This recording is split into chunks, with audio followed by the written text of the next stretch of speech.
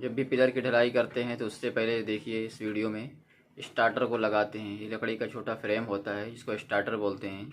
Starter को लगाने के बाद जब ये सूख जाता है इसको निकालते हैं। उसके बाद फिर कॉलम का फ्रेम लगाते हैं, जिससे ये नीचे का स्टार्टर सही लेवल पे टाइट हो जाता है। उसके बाद कंक्रीट की ढलाई करते हैं। देखिए किस तरह से ये फ्रेम को लगा रहे हैं, इससे बहुत ही फिनिशिंग के साथ ये कॉलम बन के तैयार होगा। उसके बाद पूरा फ्रेम लगा देते हैं। उसके बाद देखिए फिर जब निकालते हैं तो कितनी अच्छी तरह से ये कॉलम फिनिशिंग के साथ निकलता है। इस वीडियो में देखिए आप किस तरह से इसकी ढलाई की जा रही है। उसके बाद देखिए कॉलम को निकालेंगे।